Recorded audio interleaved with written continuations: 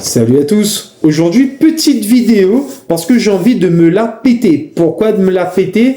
Je vais mettre ça sous le thème genre les tendances à avoir, mais je les ai, du coup je vais prendre ça comme excuse pour vous les montrer. En gros, cette année, par rapport aux autres années, je trouve que les anthuriums très rares sont beaucoup plus accessibles qu'avant. Dans le sens où financièrement, non, c'est mort. Hein. Financièrement, ça coûte un bras. Ça, enfin, j'ai donné 2 bras déjà. Mais sinon, ça, c'est là, on peut les avoir assez facilement quand on a l'argent. Du coup, je vais commencer, je vais pas trop tarder. J'aime bien les nouveaux hybrides. En ce moment, j'aime bien les Dark Phoenix. Alors, j'en ai une là, comme vous pouvez le constater, de chez Carteldon.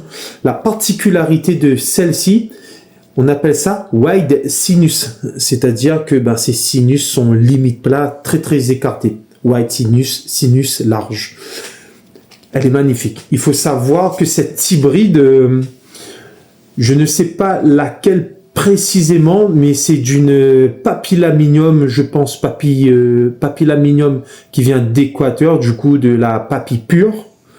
X Dressleri. Maintenant, laquelle de Dressleri, je sais pas. Mais en tout cas, ça vient de ça, cette hybride. Et aussi, quand je voulais faire cette vidéo, c'est plus par rapport à ça, ce qui est accessible, pas beaucoup financièrement, mais accessible pour les avoir quand on a les sous.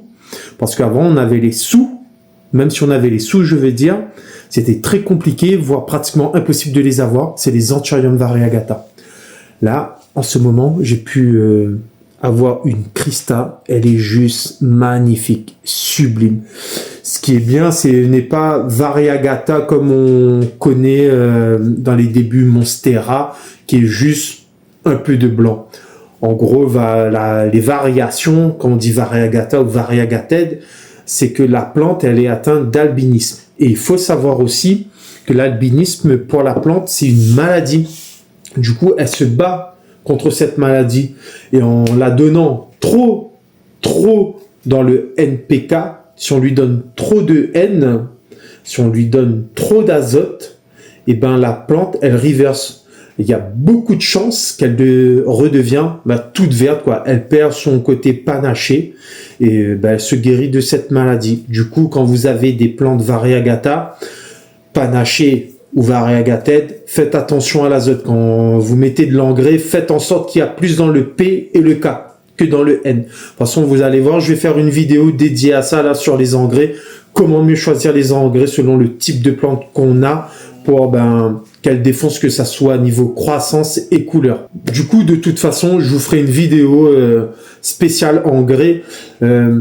Pas genre quels sont les meilleurs engrais, mais les engrais les mieux adaptés pour les plantes, que ce soit pour la croissance et surtout intensifier le côté variation panachée, variegated ou variegata.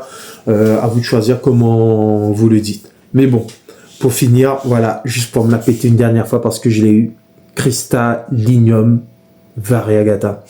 Bon, j'ai hâte de faire d'autres vidéos et que vous la voyez dans l'avenir, comment elle va devenir. Pour l'instant, ah oui, c'est ça que j'allais oublier. J'allais perdre le fil. Je vais pas te faire de coupure dans le montage ou de recommencer. En gros, ce que je voulais dire par rapport à avant, les côtés panachés, on avait juste vert et blanc. Aujourd'hui, on a de l'auréat et même du pink. Ou tricolore, tout simplement. Ça, il y a plus dans les alocasia, mais ça, on y reviendra dans d'autres vidéos. En attendant, je voulais juste me la péter. C'est fait. Et à la prochaine!